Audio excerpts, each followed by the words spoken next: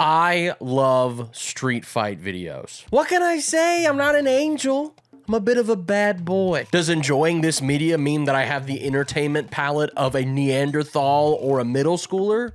Yeah, maybe. The iPhone really contributed to the world of street fighting in like a massive way. Like, there's no more relying on that Uncle Tony who always conveniently brought a big bulky video camera with him to record that fist fight on the street. Now you can just whip that thing out as soon as they start raising their voices at each other and hope for the best. Fight videos have always been popular on places like Twitter, but now even TikTok has gotten into the game. Like that recent video of that high schooler decking a kid in the face because he was screaming that he supported ICE. Yeah, I'm going to punch you in the face. You're gonna punch me? Yes. And you're gonna get in trouble for that. Okay. Maybe you're lucky enough to see my favorite fight video on the internet, which is of these two girls arguing and fighting, and then one of them goes and gets a shovel and hits the other girl in the head with it. Well, anyways, back in 2008, a YouTube channel would be created that would become that next thing. Not just creating one viral star, but a lot of viral stars. People who are famous just because they're goofy, and people who are making actual waves in the professional fighting world. I'm talking about street beefs.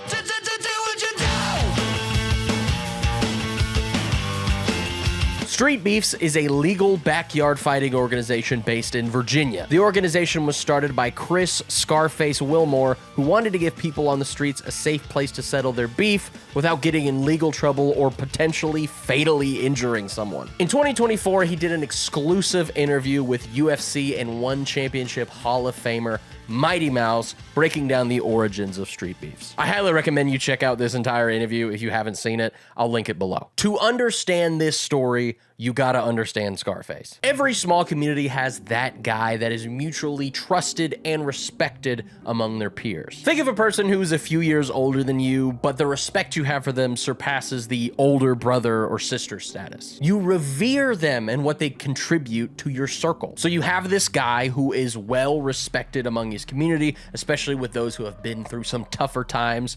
So naturally, stuff like this can happen. It happened by chance. I used to weightlift and spar in my backyard.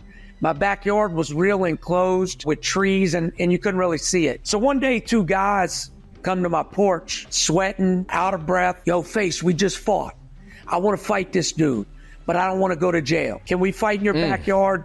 And you make sure it's all good. So I said, yo, I'm gonna let you come in my yard and fight, but you gotta give me your word you're not gonna leave here and kill each other. So they fight, and believe it or not, they solved it. It was a great fight. Afterwards, they couldn't do nothing but shake each other's hand. They were both exhausted, out of breath. So after this initial fight happens, word starts to spread. Both of these guys who fought and Scarface were extremely well known in their area. So it got around fast. A week later, he gets a call from this girl who was telling him, you gotta let me fight this girl. You have to let me fight her. If you don't, I'm gonna go to her house and drag her out of it and fight her right there. I let them fight.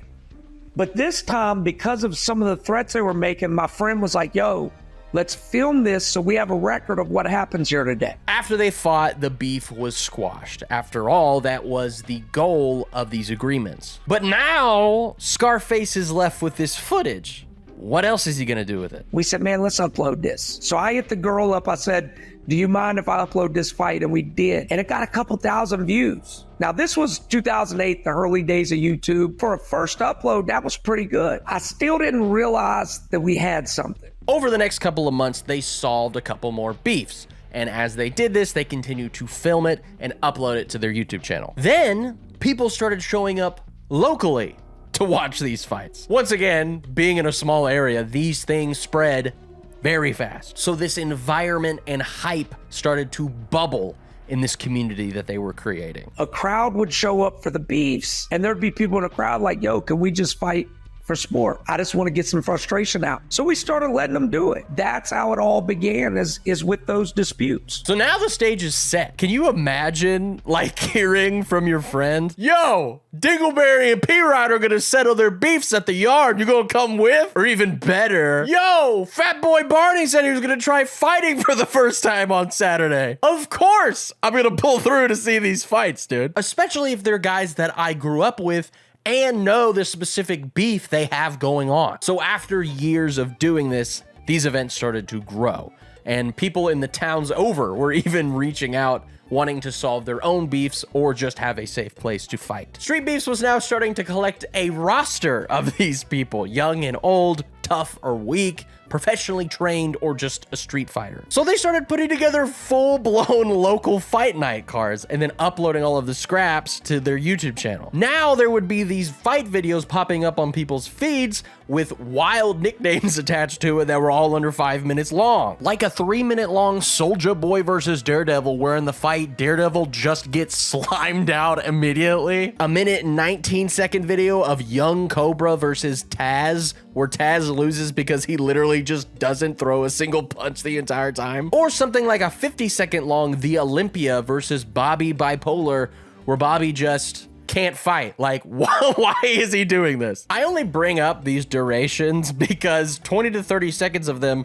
are taken up by these long intros, and then another 20 to 30 seconds is taken up by them introducing both of the fighters. As viewers started tuning into these fights, they started to notice things, like the Wall of Fame in the background, adorned with names of previous fighters that you would assume were only spoken of alongside other legends. After taking in all of the lore and seeing these short 1 round below amateur fights end with brutal knockouts, they were instantly a fan. Now all of a sudden you're seeing videos pop up of a person you've seen fight before now get a second chance. Someone pitiful like Taz, who last time didn't stand a chance, is now in another video pulling off a submission victory. As the channel grew, people from states away were driving to fight, or because they wanted to be a local legend and have their name written on the wall. The movement became so large that they needed to expand and open different locations. And now it's not just over in the East Coast. You have Pacific Northwest, you have one in California. Are you guys all in cahoots with each other? Satan's Backyard is the original. We have Street Beefs West Coast. They're out in California, Nevada. We have another branch called Dirty South down in Texas. I wanted to give these guys that were out in other states a place to solve beefs and a place to fight for those that couldn't travel all the way to Virginia. So now Street Beefs and their multiple branches were making their own fight night cards and collecting their own roster of local fighters. And during this growth, that's when Street Beefs found a diamond in the rough, someone who would change everything. There's one gentleman, he's kind of blowing up on social media. Death Sentence. A man who is now beloved online made his debut May 9th of 2023. Just some skinny kid in a tight black suit and a Naruto headband would blow the internet away when he would scream out his now famous catchphrase. I am Death Sentence! And I'm gonna end this in 2 seconds! He began the fight by leaping towards his enemy in spectacular fashion, causing them both to start rolling on the ground. He started throwing devastating punches as they stood up, only to quickly get taken down and forced to submit. The fight was obviously nothing to break down, but Death Sentence captured the hearts of many people that day. So when his next fight dropped in August, people were ecstatic to watch and support. I am Death Sentence! And I'm about to end this in 2 seconds! The fight began with another soaring leap, which left his opponent stunned. Death took advantage of the moment and started to rain down thunderous punches, one after another. The fight went to the ground where there was a standstill, and they were forced to break clean. During the break, his opponent sucker punched him. Who does this guy think he is? Does he even know who he's trading punches with? The Death Sentence? The fight would resume, and after some vicious hooks from Death, the fight went to the ground, where unfortunately he was submitted again. This time his opponent refused to break the hold and was dragged away by the referee. This was horrible for Death Sentence. We couldn't end his story here. He needed justice. So in March of 2024, he made his return. This time with the crowd on his side. Oh yeah! I am Death Sentence!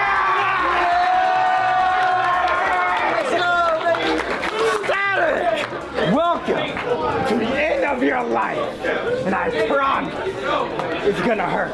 But again, Death couldn't find a way to walk out with a win, losing to a brutal kick to the gut where he tapped out on the ground after it. Then in October of 2024, Street Beefs wanted to pair Death up with someone more his speed. and I can't even like keep up the bit because this is the craziest thing I've ever seen. It's like two band kids from your high school going at it. I am Death Santa!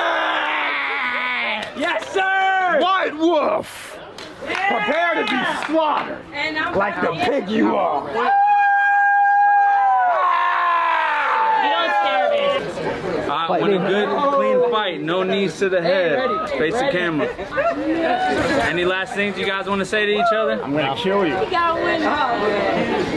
Okay. I invite you to try. This fight starts like every other fight with Death flying in wildly. Then they proceed to like schoolyard grab each other. White Wolf is trying to find some kind of opening for a takedown, but Death is just so lanky and moves in the most unpredictable way, he has a lot of trouble doing it. But Wolf finally just manhandles Death to the ground, throws some shots, and hits Death with his kryptonite, a guillotine choke. Oh! Tap! Which Death was not too happy about. This fight went crazy viral and was seen by a ton of people, including someone I mentioned earlier. UFC and One Championship Hall of Famer Demetrius Mighty Mouse Johnson. At the end of 2024, Mighty Mouse had Death Sentence on his podcast as a guest. Not vertical, but like, yeah, landscape, horizontal. Alright,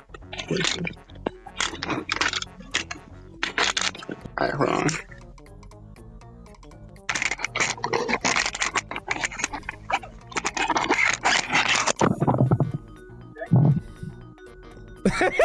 No.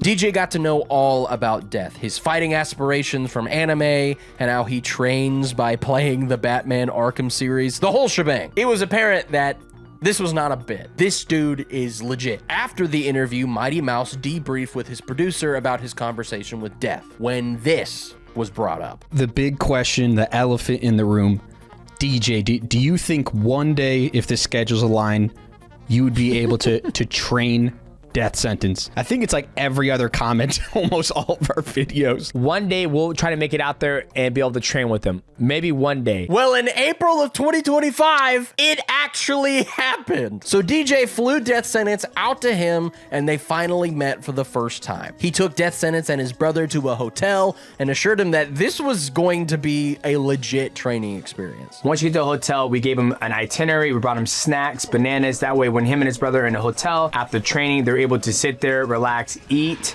and refuel for the next session. We went through the whole itinerary and just to let them know, like, hey, this is what I expect from you. You know, this isn't a content creation journey. We're literally gonna fucking train. The next day, they went all out. They started with film review for all of his fights to show him the holes in his game and what they were going to focus on. Then they studied a fight for his next opponent, Illuminate the State, a 6'4" boxer with a record of 1-8. One more win than Death Sentence has. During the tape, they watched Illuminate trade punches with a 5'8", 52-year-old man with a record of 0-1.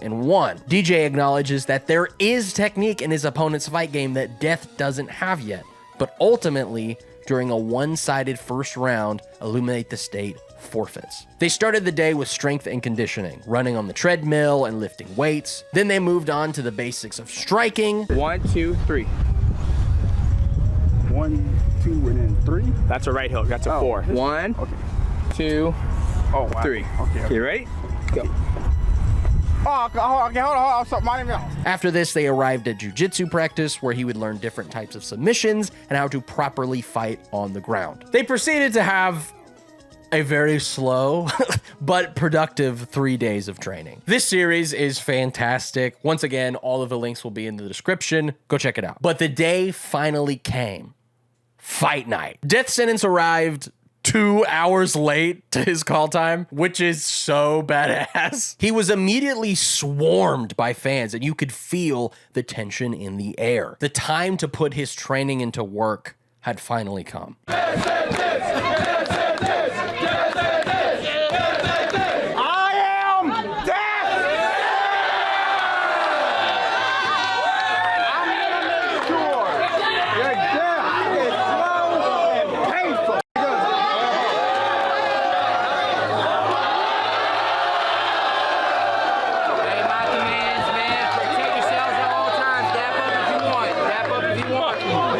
Death Sentence immediately crosses the void and begins trading blows. With Illuminate the State being overwhelmed with his power, he shoots a takedown and takes the fight to the ground. Will Death Sentence remember his training? Was lessons with the fight legend enough to break this curse? While on the ground, Death does a fantastic job protecting himself while still continuing to pressure his opponent. Illuminate the State can't handle him and chooses to stand up. Death keeps the pressure and takes him down, where he finds the opportunity for a deep choke. But then something strange happens. As Death has the choke, he takes a few shots to the head and decides to release it. I have zero clue why he did this.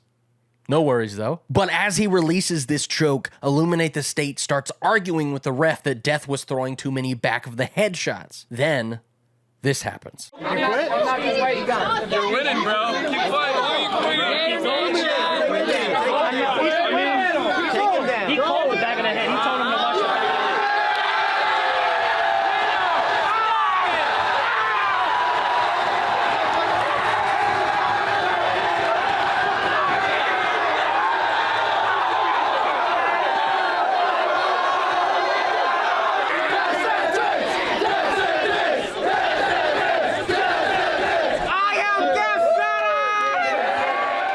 He did it! Death Sentence was too much for his opponent and he forfeited, just like he did in the fight he studied with Mighty Mouse. This was such a wholesome moment to watch in real time, and he continued to ride that wave. The series was wildly popular, and they even decided to do a second training arc to prepare Death for his next fight. But this next series ended up being the birth for a new viral star.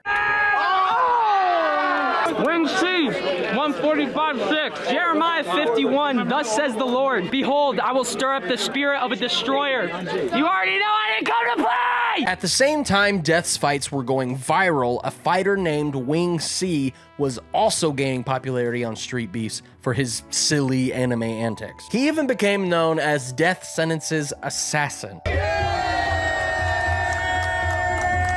I'm Death Sentence's strongest student, and I'm here to have fun, chat. The difference is, Wing C was really good, and Mighty Mouse also saw the potential he had. Wing C has potential. He was able to put the pace on this guy who trained at a gym, and I just feel he has outgrown Street Beef. So for this second training arc, Wing C was invited alongside Death Sentence.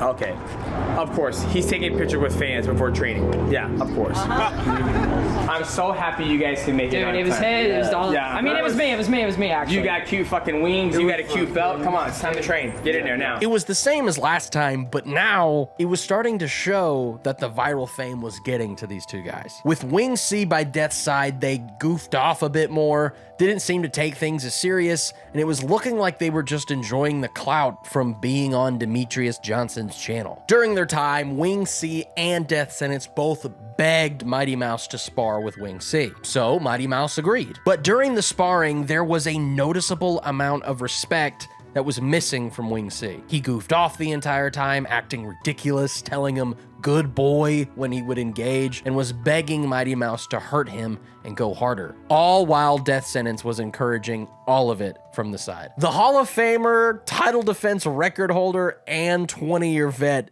was not having it. He hit Wing C with an effortless flush high kick that instantly put him down. From there, Mighty Mouse goes to explain to Wing C what happened and how, but Death Sentence was still on the side chirping and laughing. So they both got a come to Jesus moment with the legend. Shut up. Okay? Give me the strat, chat. The show's over. You want to get fucking good or want to keep going on with this circus act? I don't want to waste my fucking time with this clown show shit. I'm very passionate about fighting. Sir. I'm very passionate about getting people better. You guys want to get good, you got to fucking train. Not just keep fighting. Because there's holes where he's been knocked out before the same way. Right? That's a concussion. Another concussion. 40 years old, he won't be able to put together a sentence. So you have to take time to actually learn how to train. As you can see in that clip, Wing C is still making faces and not taking things seriously. It's like he can't help himself. After this setback, they finish their training and Death Sentence goes on to his next fight, where he puts forth a valiant effort, almost securing a submission win, but ultimately loses the fight. It's still extremely apparent that Death Sentence really benefited from these 2 training camps. He continued to stay in the jiu-jitsu classes that Mighty Mouse paid for himself, and he improved significantly in that fight. There was a lot of really wholesome moments where Mighty Mouse comforted Death Sentence after the loss and assured him that that's just how it goes. You can tell Death is a good kid. But the viral star of this new series was Wing C. Wing C went on to have more amateur fights where he found success with his unorthodox style and his new wisdom from Mighty Mouse. He got a brutal knockout in a fight with an undefeated prospect. He picked up a couple of hard-fought decision wins where he continued to impress with his natural skill. But during an amateur fight in a bar, there was a weakness exposed in him: his head movement. He won that fight, but it was apparent that there were some things he needed to work on. All of this going on while Mighty Mouse continued to react and break down his fights on his channel. Mighty Mouse continued to believe in Wing C even after that heated exchange. He explained on his podcast that he deeply regretted kicking Wing C and how he was actually very apologetic and respectful after Mighty pointed out how he was acting. He believed in Wing C to the point where he pulled some really big strings and got him booked to fight on the Anthony Pettis Fighting Championship 21 card. APFC, which was and still is being broadcast on the UFC Fight Pass. This was a big deal for Wing C. Mighty Mouse and his crew went along with him and did a documentary of the whole experience. All right, here we go. Hey, well, good luck, man. Yeah, let's do this. This is all you. 10 minutes. Hey, just keep your fucking hands up. Wing C and his opponent both have an explosive start. Wing C continues to do what he does best, being flamboyant and unpredictable throughout the fight. 50 seconds into the first round, Wing C lands a great right that knocks his opponent down, but he recovers really well. Then it happens. Straight right that puts Haverkamp on his heels. Oh, and a big left kick by Austin Haverkamp. Wing C gets knocked down by the exact same kick that Mighty Mouse warned him about. His opponent catches him after it and submits him with a guillotine choke. Wing C is crushed. But things would seem to go his way when he got signed to Karate Combat and went on to debut by knocking out his opponent in the first round. He even got the chance to be interviewed on the Ariel Helwani show, which is a top channel for MMA interviews. Even though it kind of felt like Ariel only brought him on to make fun of him, which is super lame. He even got the chance to train with UFC legend George St. Pierre. At this point, people are so extremely invested in his fights. Everyone loves a good comeback story. His next fight would be in FFL, where he continued his antics at the face-off by dumping milk on himself. I mean, come on, dude. Like, what? But during the fight, disaster struck. Wing C would get knocked out in the first round by the exact same head kick again. He developed a habit, and some people even claimed it was Mighty Mouse's fault that he became susceptible to this, even though he was knocked out in the exact same way during his time in Street Beefs. People started to lose faith in Wing C, calling him names like Wing CTE. Wing C kept his spirits high and even posted videos making light of the situation. But unfortunately, it would only get worse from here. At the time of recording this, 2 weeks ago, Wing C would get suspended from Karate Combat for pulling a stunt where he pretended to be a blind man and interrupted a fight. He would then get escorted out of the building by local police. Later, one of these two fighters jumped Wing C at the hotel where they were all staying. This would not only hurt the reputation of Wing C, but also the reputation of Karate Combat. Because these 3 videos are collaboration posts on both Wing C, Karate Combat's brand page, and their president's page. Wing C did post an apology video, but it was about what you would expect. Did a skit, Karate Combat, that no one knew about. I thought it was going to be very funny. It apparently was not very funny. In the video, he goes on to explain his side of the story about getting sucker punched by the heavyweight in the hotel, and then pretty much went on to double down on his actions. My purpose is beyond the negative opinions of others, and nothing has changed. Dropped out of high school, getting kicked out of wrestling, quit high-paying trades. Wing C is chaotic and calculated. Unfortunately, this video did kind of go viral, and it made its round among MMA commentators and fighters, including Mighty Mouse. One, I would have escorted him out of the building. I was like, you can never come back here again. You're done. Don't ever come back to an event. unacceptable. Safety of the athletes, his own safety. You're fucking with the commissions. Karate Combat, when they go to, let's say they come to Washington State. Washington State is gonna look at every single thing, the rules, the safety of the fighters, how the shows ran, and some guy who's literally not fucking blind walks in the middle of the event. If I was a commissioner, I'm like, I'm taking your fucking license. You're never gonna fight here again. We're in this age where people are like, I'm gonna do this because it's gonna go viral and I'm gonna get 10 G's potentially, and that's what they're doing. I have nothing but love for Wing C. I think he's good, but from a standpoint of like, literally, what the fuck are you doing? Like, it's not cool. Like, don't fucking do that. Scarface himself even chimed in and made a video defending Wing C's actions. Do I think he was wrong for the prank? Yes. It was a bit disrespectful to the men that were in the ring fighting. Do I think Wing C intended to be disrespectful? No. I've dealt with Wing C a lot. Wing C can be a quirky guy, but I've never gotten disrespect from him. He's been nothing but cordial and respectful, and we've dealt with him a lot. I think Wing C is a guy, he's a young man who's hell-bent on getting his name out there and becoming a superstar. When we're that age, sometimes we make the wrong decisions in achieving our goals. In the overall scheme of things, I don't think we should burn him at the stake. This is where Wing C's story kind of ends for the time being. We're just gonna have to wait out his suspension and see what he gets involved in next. But honestly, at this point, I don't see a lot of organizations giving him an opportunity to fight anytime soon. For the record, if he wants to pivot into doing content and just have MMA be kind of a hobby, I don't see a problem with that, as long as he doesn't negatively affect people around him. A lot of people are stuck to this narrative of he needs to become serious and he needs to take advantage of the natural talent that he has and really start training hard. But if this is what he enjoys, no one's gonna stop him from being Wing C. I like street beefs. I think Scarface, Death Sentence, and Wing C are all good people at heart. Wing C is only 25, and Death Sentence is 2 years younger than him. I understand that age doesn't excuse behavior, but it definitely explains it. You know what I mean? These stories just kind of showcase how virality can affect the lives of those who get swept up in it. If you enjoyed the video, please go check out all the videos that I referenced today. I'm gonna link them below. Thank you for watching, and thank you for your time. What's up, guys? It is the Great Death Sentence here. Thanks for watching the video. Be sure to subscribe to Dylan Is Rally. Like the video, hit the notification bell, and yeah, subscribe. This is the Great Death Sentence out.